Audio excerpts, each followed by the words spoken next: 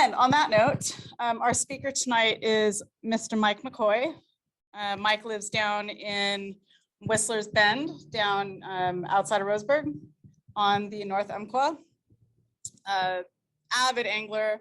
He's been in fly fishing for decades, really long time. And he has been a mentor to me since I moved down to Douglas County. He and Jan have been super welcoming. He is the president for Umpqua Valley Fly Fishers. We had our member Kent Toome speak last week down there, and they're doing a swapsies. So a little donation to the club as a speaker. So on that note, Mr. Mike McCoy. Okay, I'm wired up. We'll see how that goes. If I go into a spasm up here, there's too much electricity. So start off by losing where I was. It's always good. I didn't tie those. A friend tied those. Sean West, you may know Sean West, goes to a lot of the fly shows and ties poppers. Fantastic tire. And he actually will come down and do a class for a club, like, 3 or 4 hours, which is about what it takes to do one when you're learning. And obviously there's going to be hair everywhere when you're done, because it's really compact, as you can see on there. So you go through a lot of deer hair, elk hair. But those are really fun to fish with for bass, largemouth bass, smallmouth bass. There's something about a hair popper that just works better than all the plastic stuff. So I just put that up there. And of course, support your fly shops.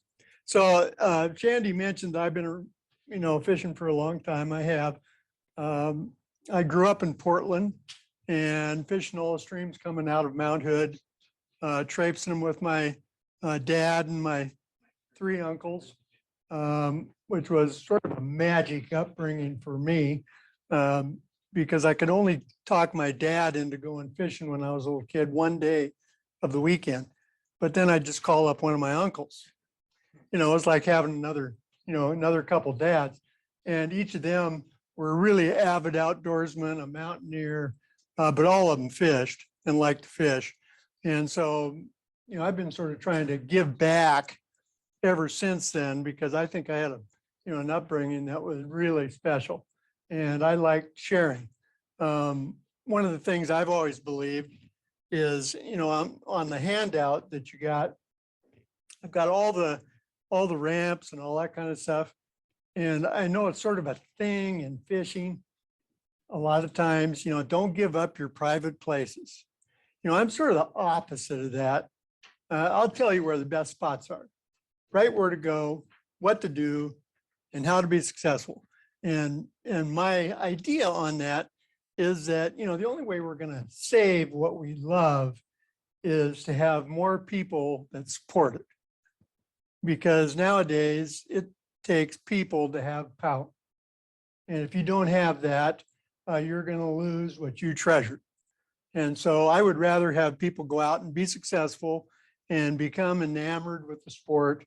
And because of that, get involved in making sure that, it's carried on down the line. So that's how I look at it. And this is you guys. That's pretty spectacular. So congratulations to you. I think each club, I've been to a bunch of them around here and in Washington. They all have their own personality, and it's a combination of the members they have and the leadership they have. You're lucky to have Shandy. We've gotten to know her, and she's a fireball, and we love her for that. And her hand goes up so easily when you ask for help. It's like, a lot of us have that hand in our pocket. It's like, no, I don't want to get that up there because I'm going to be responsible for something more. So Shandy, thank you for always being so ready to jump on the wagon. Really appreciative. Congratulations to all you guys. I probably should do a little history of the Umpqua. Now, this isn't a scientific explanation. This is my observation over from the late 60s, from the mid 60s through now. So that's a long time. You know, that's 50 years of fishing down there. And things have changed in 50 years. In the early years, 60s, 70s, mid 70s, our winters were just not the same as they are now. You know, back then, I was a teacher, we'd be waiting to go down and fish the lower Umpqua for steelhead. And we'd be lucky if we got 2 days in the entire season that it was low enough to fish. Nowadays, because of climate change and all this other stuff, you know, it'll go a month and a half down there with water really low. And of course, 10 times more anglers. And along with that, right here in this zone is the evolution of techniques. Drift boat people didn't used to put motors on their drift boats. You know, it was almost like an insult to put a motor on a drift boat. Now everybody does it, you know, and it's completely changed. Yeah, completely changed. Not everybody. I never put one on mine, but, you know, old school thing. You know, and the technique of side drifting. Really effective way with beads or with bugs to catch steelhead, even in the wintertime. And so the combination of those two things and the weather conditions that put the river into a low ebb now down on the lower Umpqua, it'll go for a month in the 4 and 5 foot level. Where back in the 60s, 70s, and almost into the 80s, if you could get it down to the 6 foot level, you went fishing. You know, because very seldom would it be that low before we'd have a storm come through. It would blow up to 15 feet, and it would take at least 2 weeks for it to get back down. It's such a long system. It's got 100 miles, so it doesn't just drop right back down. So that really changed the, you know, whole atmosphere. Now, when did smallmouth get instituted down there? Well, the sort of the saying is in the 70s, somebody planted them, Bucket planted them in the South Umpqua. But I looked it up and researched a little bit. Back in 1924, they put smallmouth into a lake just north of where the Umpqua goes into the ocean. And then they were fine there for 40 years until the 64 flood. Now, the 64 flood, if you're new to the state, was a 100-year flood for Oregon. And it overflowed the lake and, you know, put them out, and they got in the lower part of the Umpqua, and the combination of the ones that they put on the south. Then from there, the die was sort of set.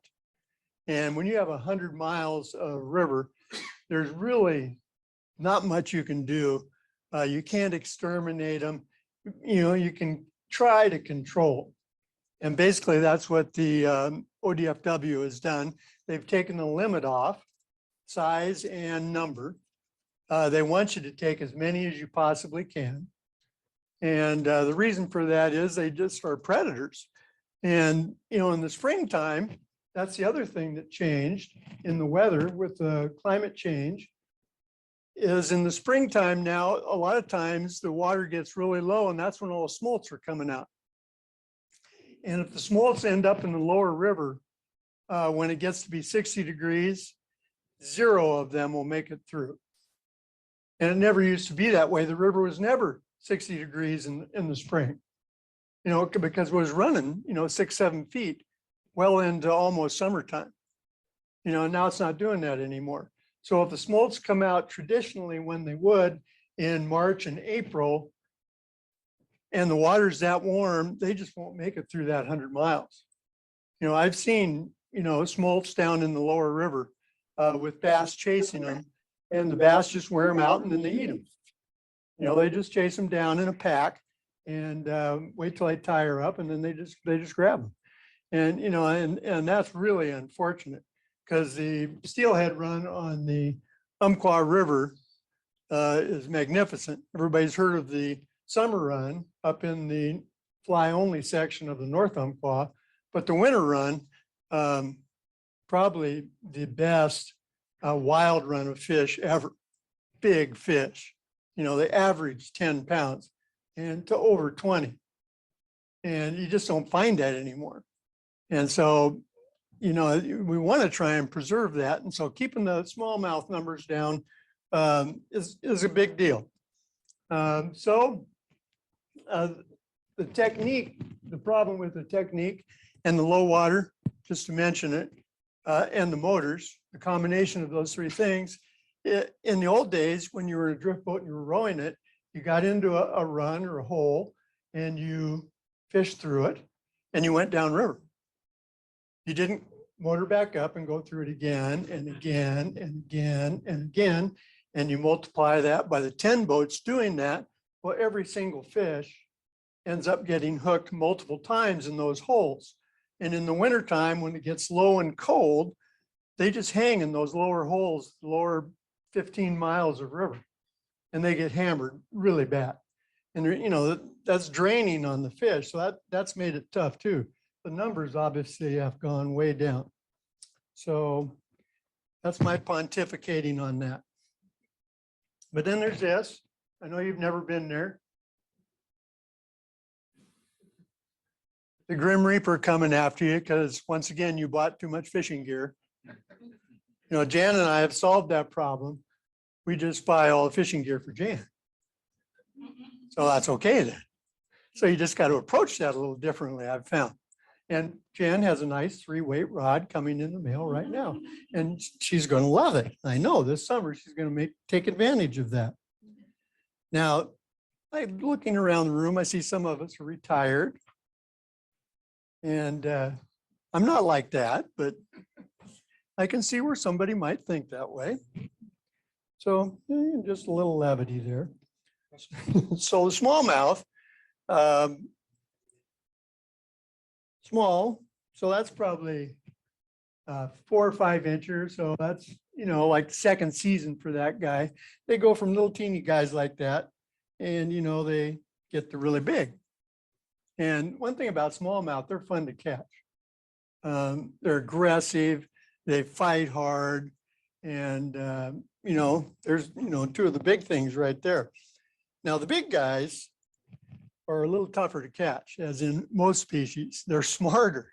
You know, they've been hammered for a few years and they aren't dumb about it. Now, if you go at it in the springtime, it's sort of a completely different story down on the lower river than it is in the summer and fall. So in the spring, they've had the whole winter to forget about getting hammered. Plus they're in pre-spawn where they are sort of aggressively defending their territory where they're going to nest. And so they're a lot more susceptible, the big ones are, to taking whatever you get close to where they're guarding. So it's easier to catch big ones in the springtime than it is the summertime. And of course, like Shandy mentioned, you know, there's other places. This was over on the John Day. We floated over there for a 3-day float. Really fun.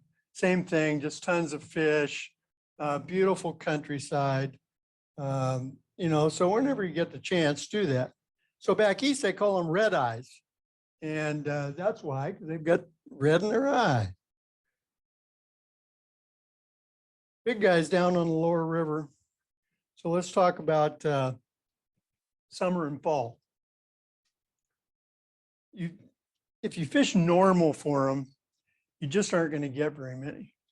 There's so many fish down there that a little one's going to grab it before the big ones do. You know, they're just more aggressive.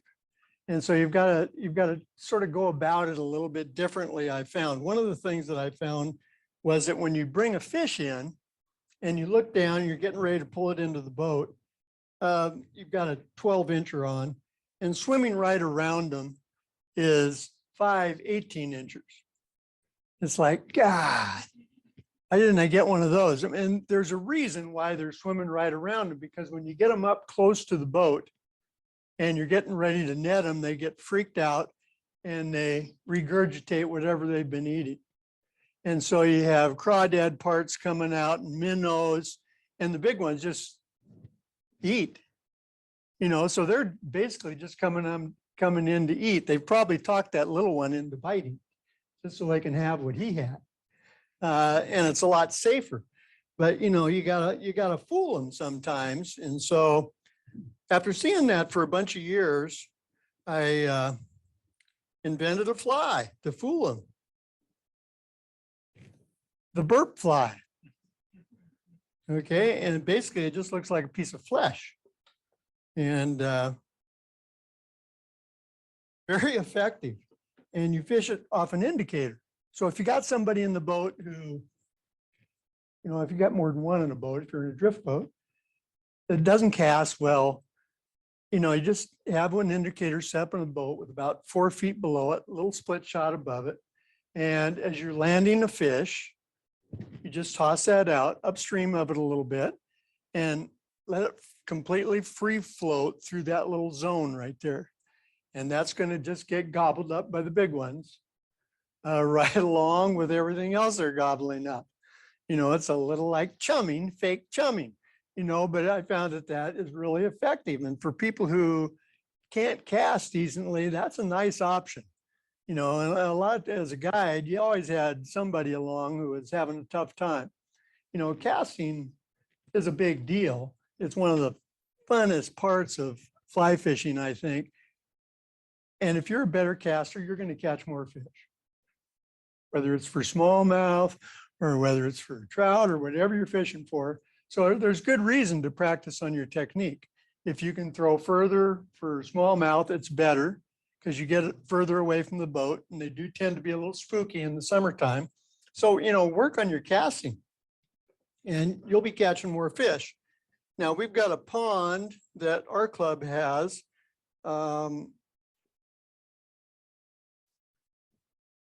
That's like 30 acres, and it's got bass and crappie and bluegill in it. And it gets really weedy in the summertime, and it's got a ton of fish in there. And if you're a good caster, you can take 2 hours and row around it and whatever you're fishing with, and you'll catch 40 fish. If you're a poor caster and you know, you're going to catch 5. And it's just because every little cut in the bank, every little dent holds a fish. In every little pocket where there's clear water, there's a fish under there. But if you can't hit it, you can't get them to bite. And so if you're a foot off, you're just in the weeds. And then you got to row in or yank your stuff out of there. You know, so it really works to get out on your lawn once in a while and, you know, just tune yourself up so you can put that thing right where you want it. Now, one of the better flies for spring especially is just a Clouser minnow, a gold one, you know, because they are cannibals. They eat their own too, especially the big guys, you know. So a gold Clouser minnow is a really good fly down there. So, and those are easy to tie too. One of the other things I figured out, stripping stuff in. We do a lot of stripping on the lower Umpqua, and because it's fun and it keeps you busy. But you'll bringing it in, and you can see the fish following it. And if you think, oh, I'll stop and I'll let them get it. No, as soon as you stop, they just turn away. They're gone. You know, because they, you know, in their little pea-sized brain, realize that if I'm chasing something, it's not going to commit suicide by stopping. It must not be real. You know, so if something's chasing your fly, speed up, don't slow down. If they get right up to the boat and they still haven't taken it, just stick your rod down in the water and do the old musky figure 8. And you actually will get some of them to take it just doing that, you know, just because they, you know, gets them excited. So that's a pretty good sized fish for down there. I don't know how much that weighs, by 4 pounds.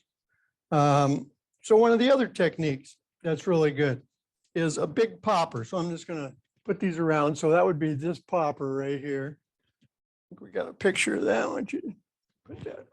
We'll just turn the camera. Does that work? Yep. And then we'll pass that around here. Shad fly on the end. All the rest of them are bass stuff. Now, if this was our club and I passed that around, I'd be worried about it coming back empty.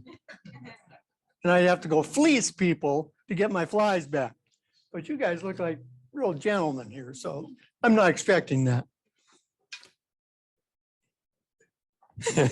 We'll see. We'll see. So let me show you that one there. Okay, that guy.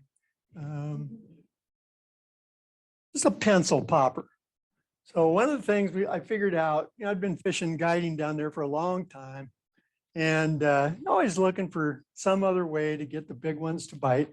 Take a big popper, a hair popper or a pencil popper, and you get your best caster, and you get at where the water comes in, you have lots of big pool areas, and you throw it out there as far as you can throw it. And you just let it sit there. Just don't even move it. All the little riffles will go out and they'll go wider and wider and wider. And generally with bass, as the riffles go out and one recognizes that, it takes them the same time to swim back in to see what did it. So you got to let it soak out there. And after all the little riffles have died, you just move it barely, not a pop. You're using a pencil popper and you want to just pop it because that's what's fun, but that's not what works. And so what happens is when you throw it out there like that and you let it sit, they come over to investigate it. And they're just sitting under there looking at it. So the first one arrives and he's under there looking at it and he's going, yeah, that's fake. I've seen that before. Or I don't like that guy's knot or whatever. But then a couple other guys come over. Now you got 3 or 4 of them under there and they're all looking at it, but they're really competitive, and they're all sitting there looking at each other and what's up on top. And sure enough, one of them, just moves wrong. One of them is gonna take it. And that's how we've caught the biggest ones, is you just got to let them, sort of screw with themselves, and they'll do that down there. They get underneath there and they go, no, I'm not going to let that guy get it. If he's going for it, I'm going to get there first. So letting it just sit out there is actually a really good technique with just a very small little move after it. Okay, that's a little wiggler that I sort of came up with. Really good. It's just a minnow, basically imitation. And the bill on there, and I played around with that in different variations. I have a lake one that I use that's in black. That is just a killer on lakes. And the reason is it wiggles like crazy. That little bill on there takes it down, but it also does this to it. And so when you have a loose tied tail, marabou or whatever you're using, and it does that, it just looks really buggy. And so this color combination obviously is just for a minnow. So for lakes, I tie that in black. And boy, I'll tell you, it's a killer. Jan slays them no matter where we go on that. Mike, do you always have a weed guard? No. No, I'm not sure why I have a weed guard on there. I never tie them with a weed guard. But I have one on that one.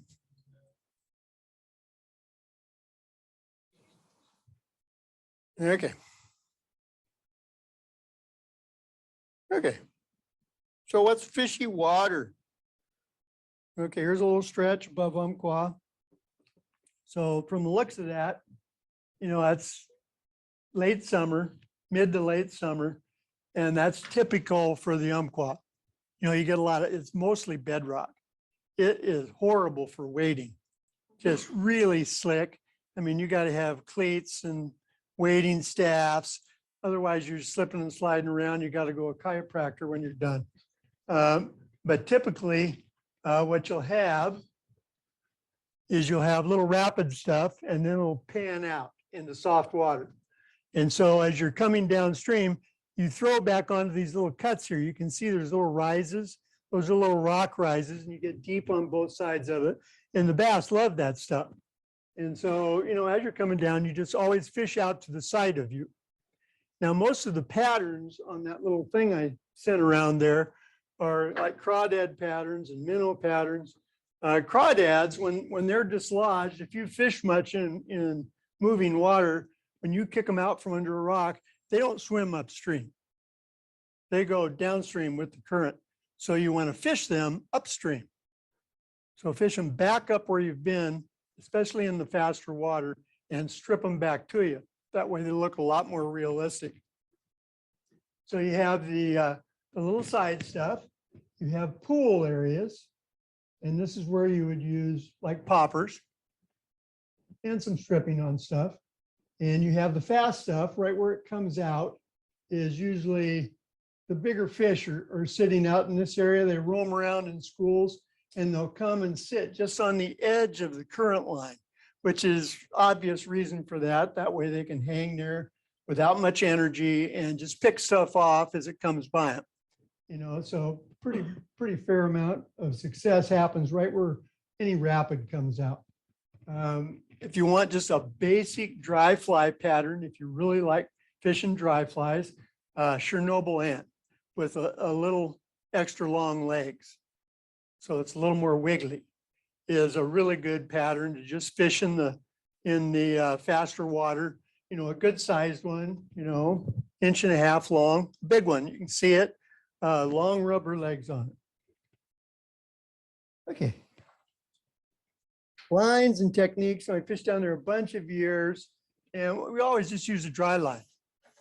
Dry line's completely successful, you know, because if you've got patterns that are slightly weighted, they're going to go down anyway. Most areas you're fishing aren't, you know, 10 feet, 20 feet deep.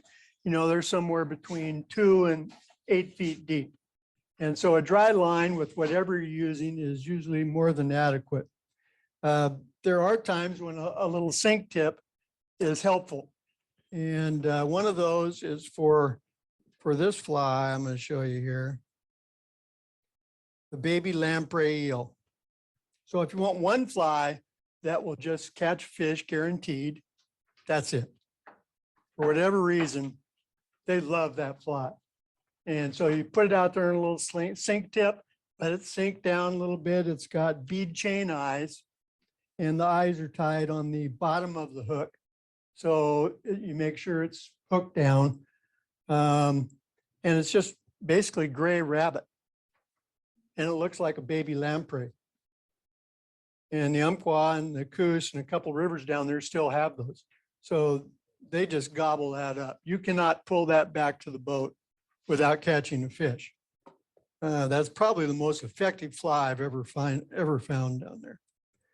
And of course, crawdad patterns are great too. You know, because those things, when they upchuck, you always see crawdads. They're always eating crawdads. Another variation of a crawdad pattern. This is one I sort of just came up with not too long ago, the little bumper system. So one of the things I've noticed is, you know, when you look at warm water fishing, blue water fishing, they always tie crab patterns and shrimp patterns with the hook up. And that's because they're fishing in coral and stuff and they don't want to hang up as much. But if you put a little bumper system on there, just put a couple of beads. They don't have to be tungsten, any kind of cheap beads you can get, metal ones, and hang them down by the hook. They give it enough protection so that you don't hang up nearly as much. Plus, they have the added advantage of bumping into rocks and making a little bit of sound as they're coming across the bottom. And the fish key in on that too. And these don't need to be very big. Smaller usually means more fish, even though you think, oh, I want big fish, so I'm going to use a big crawdad. Well, what you'll see is you'll see big fish looking at it, but not taking it. Okay, and a guy in our club used to live on his boat and sail around the world. I was going, would you guys ever fish when you were out there? And he goes, yeah, we fished all the time out there. That's what we ate. And I go, well, what'd you use? He goes, a real small piece of white feather on a hook about that big. They're out in the middle of the ocean. And I'm going, don't you want to use something bigger than that? He goes, no. He goes, Mike, young man. He says, if you want to see a lot of fish and have a lot of chases and be excited, fish with something big. If you want them to just eat it, fish with something small, because they don't even hesitate. They'll just come up and grab it. You know, it's sort of the same with smallmouth. You know, they don't think about it as much. Now, I don't know if you guys have had Bob Wolf for a presenter on chironomids. Yeah, really good guy. Great presentation he does on chironomids. So he's a chironomid guy. So he gets down there and he's going, well, geez, I'm getting tired of stripping stuff and fishing dries because I really like staring at a bobber. So he figures, well, I'm just going to tie on my favorite trout chironomid and fish it on a bobber. And he killed him. You know, it's like size 16, you know, and it's just like, yeah, it's small, it floats by, they just eat it. You know, so you can catch them on just about anything down there. Now, one of the things about fishing down there, come back to some of those in a minute. We're going to jump around a little bit. Wildlife is awesome down there. Eagles, ospreys, all over the place. And you can't eat all the fish you catch because you're probably going to catch 50 to 100 fish in a day. You can't eat that many, you know, but the ospreys love you when you feed them. And you should bring a camera with you because you'll hear them, you know, calling either from the trees or up in the sky. And this is great if you got young people too. You know, you get down there and you look around, you can't see them. They're up in a tree somewhere watching you. And you catch fish, you know, and you knock his head on the side of the boat a little bit. So he's sort of loopy. And then you wave your arm like this. And pretty soon the osprey in the tree will be out there and you'll be up above you. And so you just throw it up in the air, boom, let it land about from here to the windows. You know, get your camera out, get ready because they're coming in, you know, and you get some just spectacular shots of osprey coming in, you know, sometimes right at you. If you throw it too close, they're a little hesitant. Like if you go from here to the table, they'll go, I don't know, you guys look iffy in that boat there. I don't know if I want to get that close. But other than that, you can just get some fantastic shots of ospreys. Double header on shad. Those nasty shad. The hit and run, that's a good one because usually if they're stunned, they're still on the top. Deep dive position. Like that one's getting away from me. I better go deep for him. That's really something. Now I'm going to go through a whole map of the Umpqua here and show you the places and stuff. But if you look in a book, this is what you get. Now to me, that's confusing. And so the map I put on the back, I just sort of did my own, put stuff in so it was more recognizable. You see a copy of that. There you go. So, yeah, there's a little key on the side there. So with all that water, there's a problem with almost every single run. There's always something. So now how many people here fish in a hard boat, drift boat? Okay, how about pontoons and stuff? So more pontoon. If you're fishing in a pontoon, much easier. You can go over a lot of stuff that, you know, a drift boat is going to have to be done right with. And some booming possibly. You know, with, you know, rafts and pontoons, they just sort of squeak like a whale, you know, and they go over that stuff that the aluminum drift boat, you know, goes boom. Well, I'm going to give you a different map there. Let's see what I missed before I got there. Okay. Yeah, that, you know, just a thought. You know, being a long time guide, that was always in the back of my head when you get somebody that, you know, just doesn't want to, you know, but you got to appreciate that. And, you know, actually as a guide, I always appreciated it when people would say, hey, this is what I want to do. I want to fish dry flies, you know, or, you know, I don't want to stare at a bobber all day long. I'll do that for a while, but don't make me do that all day long. You know, at least that way I can help make them happy, you know, so my recommendation is if you're going to hire a guide, you know, talk to them ahead of time if you've got some preferences on how you want to fish. Maybe you want to swing soft tackles for trout. Great way to catch trout, really fun. It's like steelhead fishing, basically. Hits are the same. Fun way to fish for trout. And if you like doing that stuff, the guides know where the fish are and where the runs are. And that's sort of why you're hiring them to get you there. So, you know, but let them know what you want to do. But keep that in mind too. Here's the other part that guides are for. That happens in fly fishing, you know, and, you know, typically you have, as a guide, you got a couple people in the boat, one in the front, one in the back. I used to put both of them up front, make them deal with each other. And, you know, I'd always have like 4 extra rods in the boat. So get one tangled up, boom, give them another rod, you know, back there, you know, tangling, I get things going again. And one of the systems that I'd always use is a 2-fly bead dropper and a soft tackle at the end for trout fishing, and which works for the smallmouth too if you get in the current. But casting those rigs is not normal.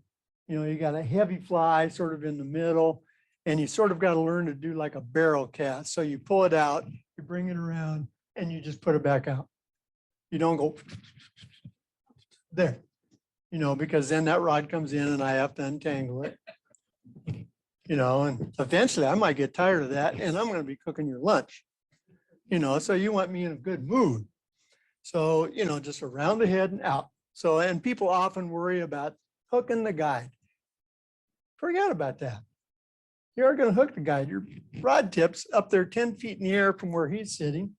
And guides get really good at ducking. They know when something's coming their direction. I don't think I ever got hooked in 20 years. I came close a few times. But, you know, so it doesn't happen very often. Don't stress out over that. That's a big one. Big fat guy. Sometimes it's funny fishing for steelhead in the middle of winter. You'll hook a great big bass. It's like, what? They're down there bored to death, I guess. Frog patterns are good. Largemouth, little wiggler that I've got on there. Great pattern. Also great for silvers out in the ocean. Those are awesome. There's a lamprey. So if you want to make that little fly that I showed you there a little better, you take some black clothing paint and just paint some little spots on each side of that fly, like the little vent holes. And looks a lot like one of those guys. Here's what a little one looks like. So they're elongated, but they have those little dots right behind their eye.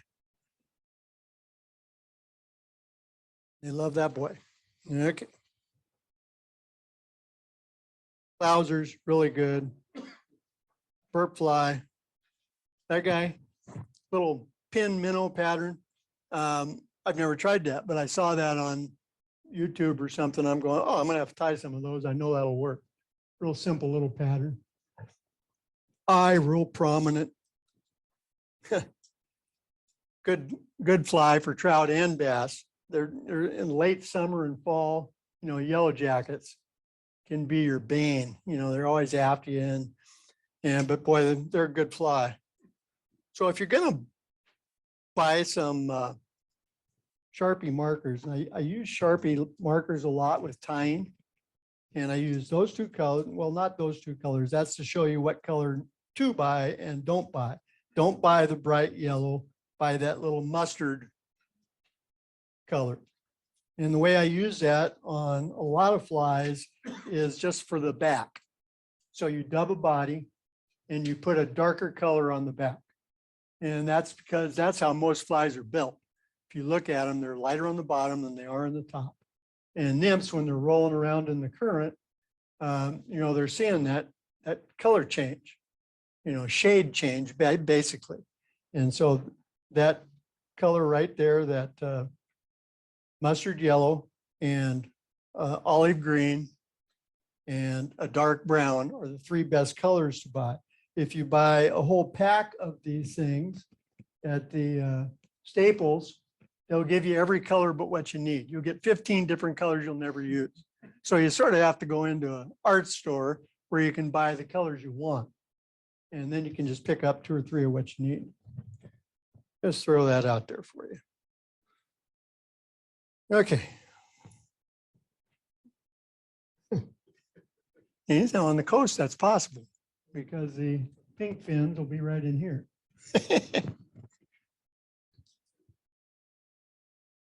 Okay, so we probably ought to say something about shad, right? What? The map, I'm coming to it. I'm getting there. What time we got? 10, 5 to 8. How many minutes do I have? Half hour. Oh, okay. Boy, you guys are generous. Okay. So there's a box of shad pattern.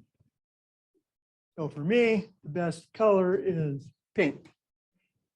But all the other colors work as well. Orange is a pretty good one. Pink is really good. Some days bronze, for whatever reason, is good. And probably the second best color is a chartreuse. Shad, whole different kind of animal. If those guys would learn to run downstream, they'd be a hell of a fish. You know, you hook them and they want to run upstream. It's like, come on, turn around, go the other way. But they are fun to catch. And that's basically the only pattern that I use. And I just adjust the size of the barbell eyes for what kind of water you're fishing. So if it's early spring and you got more depth and you want to get down a little more, you just use a little bigger barbell eye. And you throw it straight out or a little upstream from you, do a mend, let it start swinging. And as it starts swinging out, some little twitches. And that's usually where you get them. Now, if you want to, in the springtime on the Umpqua, springers are still coming through in May. And if you want to have a good chance of hooking a springer while you're fishing for shad, which is possible and been done, is do this in a white and red, which is sort of the traditional shad dart color. It was bright white and red. So do a red hackle and a red tail and a white body. And you might hook into a 20-pound Chinook. Would be nice problem to have. They're fun though. Okay, what's that? Oh, there we go. The best shad run on the Umpqua River right there. Well, I might even tell you how to get there. Maybe. Just as a reminder to our club members, sorry, is that our Shad and Smallmouth get together is the first week of June this year. That's a good time, especially this year. It's going to be high water. Hopefully not as high. No, hopefully it'll be down. Last year, there hardly wasn't even a shad. We had to cancel because You know, it's just too much water. You know, this spot you can't get into if there's more than 4 feet of water because you got to walk out. There's 2 ways to get in here. You walk up from down here and follow the bank all the way up to here. So there's 3 spots there. You can wade out to there. You can go up a little further, wade out to there, go up to the top, wade out to there. And all the fish are just hanging in here. For whatever reason, they just don't want to leave that hole. It's only this deep, but they love it out there. And they'll be there for months. You know, they'll be there as soon as the water's fishable until the moss comes in, where it's getting too warm. Okay, and I'll show you where that is in a minute here. That's where it is.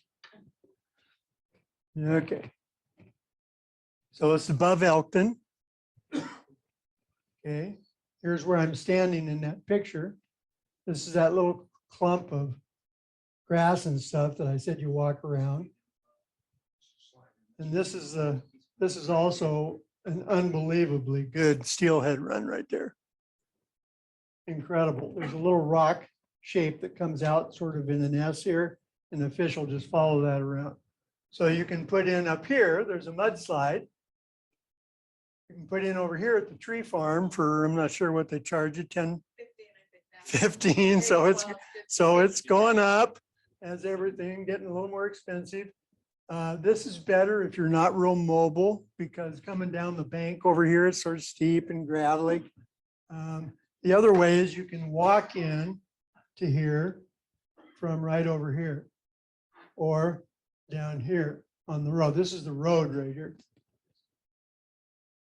Okay, if you walk in from the upper end of it and you get into what looks like there's a little stream that comes in there, you don't want to go anywhere near that.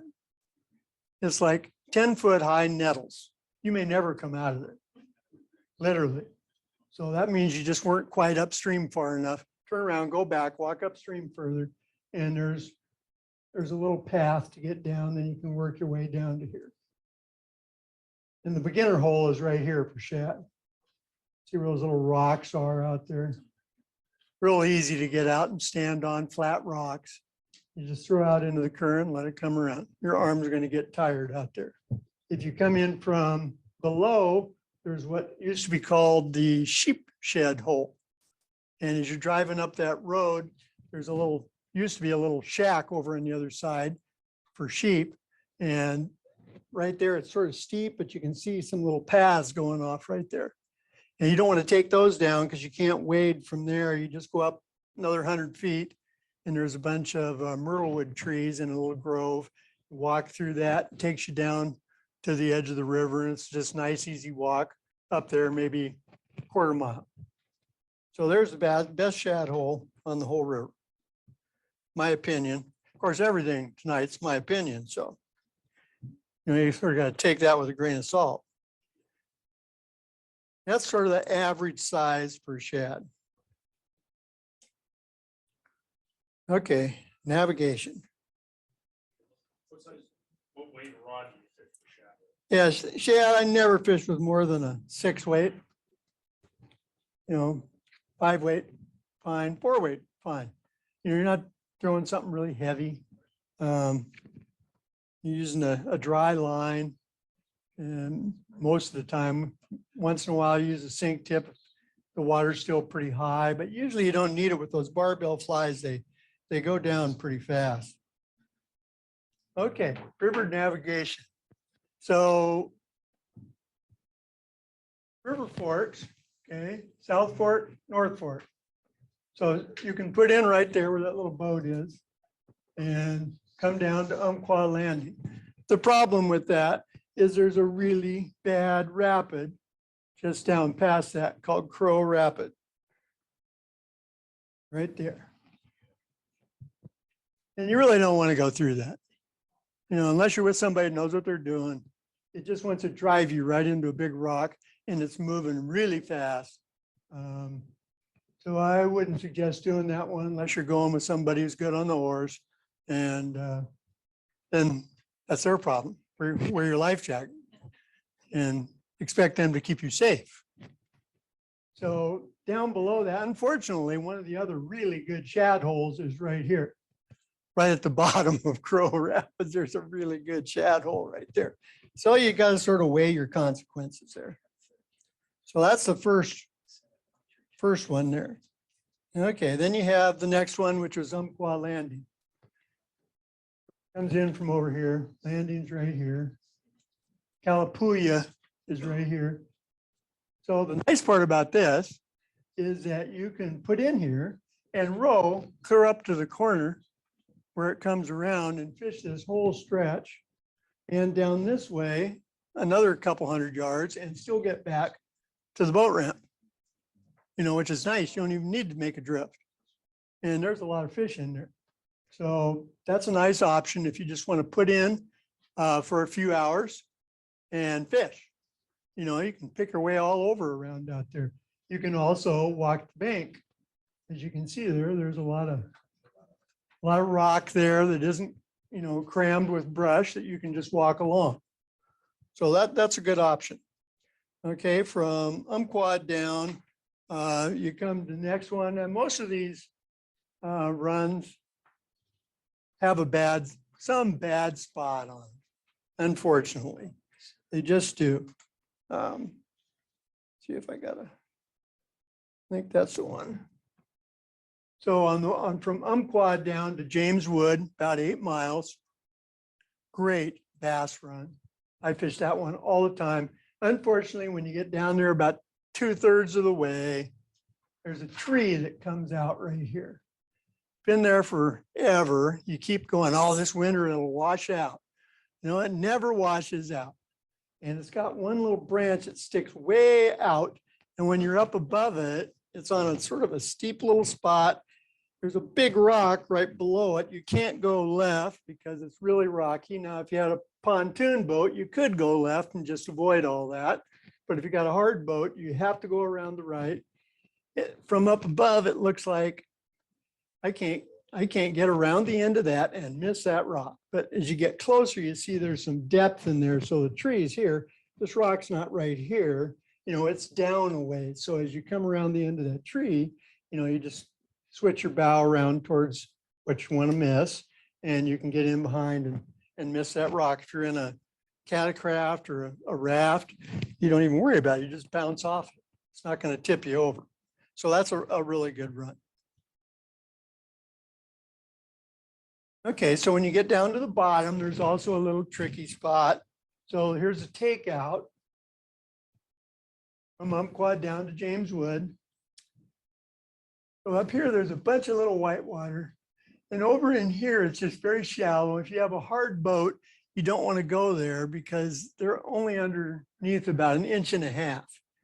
And so it looks like easy passage. You get in there and you get right on top of one. And it's like almost impossible to get off of them. You're spinning around on it and it won't come off. It won't come off. You've actually got to get out of the boat and push it off those. It's just a lot easier if you go around that with hard boats. Soft boats just go right through there. Then when you come down, all this over here is going to be obviously not where you want to be. And the only water is this little trench right here. And it's fairly steep and it's moving really fast and it's pretty narrow, like from here to the cabinets over there. And you have to stay right in that. And if you're in a soft boat, no problem. If you're in a hard boat, you got to pay more attention because there's rocks in there. You got to switch the bow direction. And then it finally pulls out down here and you can take out. But also a lot of walking area here if you want. If you want to just drive to James Wood and you can, walk all kinds of water there for bass. So that's a good option. Okay, James Wood to Osprey. The other thing that all of these have is dead zones as far as current. So there'll be like a mile of dead water. And the wind will always be blowing the wrong way. It never fails. When you're doing fine, when you're in current, you get to the dead water blowing in your face. So you got to work your way down through that stuff. And it's got about a mile right off the bat. So you get done with it early from that one, from the James Wood to Osprey. Okay, when you get to the bottom, just about at the bottom, you're going to go through some water and a lot of the river is going to look like it goes left. And over on your right, river right, so that's a boating thing. You're always looking downstream. River right is always on your right side, river left always on your left side. Looks like you should go river left. And over on the right, it looks just like a pond over there. But that's where you want to go. And you recognize that because there's a house over there that's got a big flag up on it. Always flying. And so when you see that, that's the little lakey area you got to get into. And if you get into that, then you just work your way clear to the end of it, a couple 100 yards. At the very end of it, there's just a little ditch out. And you just get in that and it just takes you right down through there. If you go the other way, left, it's just like a herd of buffaloes out there. So you don't want to go that way, especially in a hard boat. Soft boat, don't know. I haven't tried that. It might be okay. Okay, where are we? Okay, from there to Yellow Creek. So one of my friends, they get up and they put in at they put it in Umpqua and they go clear to Yellow Creek for Steelhead. It's like 17 miles. It's a long way. And in the wintertime, days aren't very long. You know, so I'm going, how do you do that? He's going, we just never stop. You don't stop for landing a fish. You don't repeat a run. You just keep going. You know, you got a lot of river to cover. So it's possible to do that. You know, they're just fishing indicators anyway. So I have no sympathy for them. As you can tell, I'm not an indicator guy. Okay. Okay. So Yellow Creek, just before you get to Yellow Creek, there's a rapid there. It's not really dangerous. It's just narrow. Okay, get down to Yellow Creek, put in at Yellow Creek. Okay, Shandy, you said there was a spot down here a little further that was sort of tight. Above the RV landing? No, above Yellow Creek. Above Yellow Creek. Oh, okay. Okay, so we're not talking that then. Yeah, I missed one in there. Tai is up in there too. Yeah, that's how you go around. Yeah, I missed that, but you can drive in. Should have a picture of that. It's pretty rough. Oh. There's Osprey. Okay, that's what I was telling you about. The little circle there is where the house is with a flag. And that's where you want to go, down that little lakey area, boom, and pop out at the bottom. You don't want to go this way. It doesn't look bad on there, but it isn't. Isn't good. Okay, Tai. Okay, there's a little landing. The Tai Bridge down there. If you go across the bridge, drive upstream, there's a little rough landing. And Shandy mentioned that it's that big round rock down by the river, easy to get stuck in. So all-wheel drive, pretty good deal. This will be one of the floats that the club will be doing. Just FYI. So there is a tight spot there. There's a spot going under the bridge that if you're on Should be a boat- above yeah, the bridge. tight spot above the bridge. No? No, Okay. there's a big boulder under the bridge that looks like you're not gonna hit anything, and then you do in a hard boat. Okay. But no, if the water levels now should be fine getting all the way to Yellow Creek or the RV. Oh, yeah. Easy. I mean, especially right now. Okay, Yellow Creek. Easy boat ramp, nice boat ramp. Put in, come down. There's a little island right here. Looks like, oh, you can go river left there. It looks better over there. And it does look better. No rocks, but you can't see all the way around the island. You know, it looks sort of bad on this side, but it's just broken. So I went around this side one time just to see what it was like, and it was bad. But, you know, but not till you got clear to the bottom. So you went clear around all the good stuff, and then you come to where it drains out, and there's just these giant rocks down there with no room around them. You know, and so you go boom, boom, boom, boom, you know, and you make it through there. So that's learning the hard way. You're not fast about that. Yeah. That's I it. may have put her through that as well. That kind of stuff happens. Just dummy. Is this RV lining? Is that where we're staying? Okay. So 10 more minutes, Okay. Yep. We're just about done here. and that'll give us some time for Q&A. Yeah. Okay. So Bass, the slide in above Elkton, easy run until you get to the end, of course. So you've had easy going the whole way, nothing but quiet water, lots of good fishing.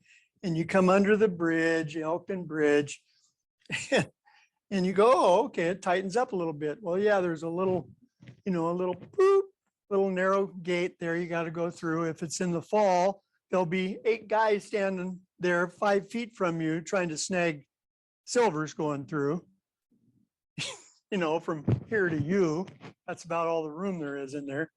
And, you know, there's guys lined up shoulder to shoulder there, you know, but that's where you have to go through. And that's not the bad part. The bad part is when you get down past that and you get into here, there's the park in Elkton is right here. And above it, just a little bit, is the RV park where there's a slide to pull out. But to get to it in a hard boat, you got to drag your boat over rocks, you know, inch deep water. It's a pain in the butt. And since I had an aluminum boat, I just got like 400 feet of rope, put a pulley on a tree and got up above and just drove it over the rocks. Just and then you're there and then you can pull up, you know, but you wouldn't do that with some boats. So a decent spot also would be to put in there and go to above Sawyer's Rapids. And there is no bad water there. Okay, but to get in, you've got to pull your boat a little bit through shallow stuff to put in at the Elkton Park. So you pull your boat through some shallow stuff and you get in there and then it's fine. But the takeout is on the other side of the river. So when you go across the bridge at Elkton, you go about half a mile and there's a road that goes this way downriver and the one that goes up to the slide going upstream. The downstream road at the very end of it is the boat ramp down there. And that whole stretch in there is actually really good for silvers in late fall too. They really hang in that stretch there. Also, the stretch from the slide into Elkton has just really good silver fishing sometimes. Okay. That's what we were just talking about there. Okay. Sawyer's Rapids. You don't want to go through Sawyer's Rapids. Too steep, too narrow, but you can put in at Sawyer's Rapids. So that's a really, if you want one with no bad spots, that's it. Sawyer's Rapids down to Scott's Landing, maybe 4 miles. No bad water, lots of good fishing, easy one. So that picture is Sawyer's Rapids right there. Nothing looks bad when you look at it that way. Seen lots of guys just bury their boat in there. So for shad, also a really good spot for shad. Right where this dribbles over here, all these little runs, you can come out from here. Just come out, row out to here, anchor up right on where it drops off the ledge and just fish these little runs because the shad are just hanging in there. That's a really good shad spot. Scotts Creek, yeah, from Scotts down, it's about 10 miles. No bad, lots of dead water. And then you get down to below the bridge at Scottsburg, which you can also fish. You know, if you got a motor and you want to fish down in there, you can go up and down from Scotts Park there, a couple miles downriver, even though it's. Is that the tidal line? Is it what? The tidal line basically. No, the tidal line is above the bridge. Yeah, but the fish are in there anyway. You know, when the tide comes in, the water goes up, but I don't think it's salt water. If there is, there's very little of it. It just holds back the river, pushes river water back up. So it's still, because the fish like it in there. Okay, and there's that. The Lord wants us to be happy. Fish. Question. No questions? Yeah. Oh, yeah. Now? Yep. Okay, so we have a raffle tonight, Ken's selling tickets, so we'll, after the questions and answers is over, we'll take a break. You can buy some tickets from Ken, and I recommend, encourage you to do that. That's what supports, you know, room rentals and speaker fees and things. So support the club, and there's some great prizes tonight, as you probably saw. So questions for Mike? I'm gonna invite our Zoom audience to unmute themselves and to ask questions as well. What line do you use for smallmouth? Yeah, just wait forward floating line. You know, if you want to bring another line along, bring a short sink tip. How long a leader? You know, 8 or 9 foot leader. Are you running 2 flies or just one when you're fishing those guys? Just one, usually. You know, if you want to swing like for trout, you can get out bazillion different places and do that in the riffles and stuff. So there's still trout in the river then? No, Larry, do you have No a trout. question? no trout, they'd be in somebody's tummy. So, So basically it's steelhead, salmon and smallmouth and that's, oh, cool. yep. Till you get up into the north, you don't get any trout. Why is it so dangerous for wading? It's just, it's bedrock, number one, a lot of small rock and stuff that you can, your feet go into nicely and you brace, and it's fairly easy wading. The Umpqua is just these big, flat, gently sloped stuff, and they get covered in moss. If you see red moss, stay away from red moss rocks. That is really slick. So that's the main reason. It just gets moss covered on real smooth rock. So, wading staff is a friend. And cleats. So, Larry, I think I had the speaker shut off, so if you had a question, go ahead. No pressure. Boy, answered everybody's question. Anybody else? Put half the group to sleep. No, no way. Huh? Huh? How far above? I'm trying to put it in perspective, how far is it above Elkton to get to where the river forks? Oh, that's probably from Elkton, it's probably at least 50 miles. River miles. There's one section in there, after you have the RV landing on there. The On big, this map, where does I-5 cross it? where does, The map is definitely not to scale either. no, not the scale. Where's,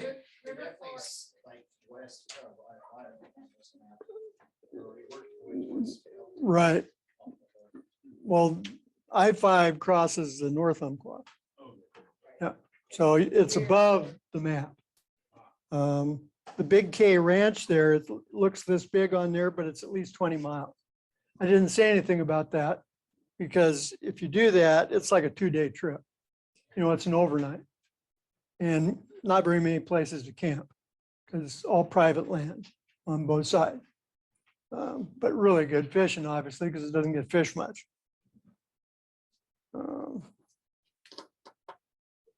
Okay. All right, well, thank. Hey, thanks for having me down. Appreciate it. Absolutely.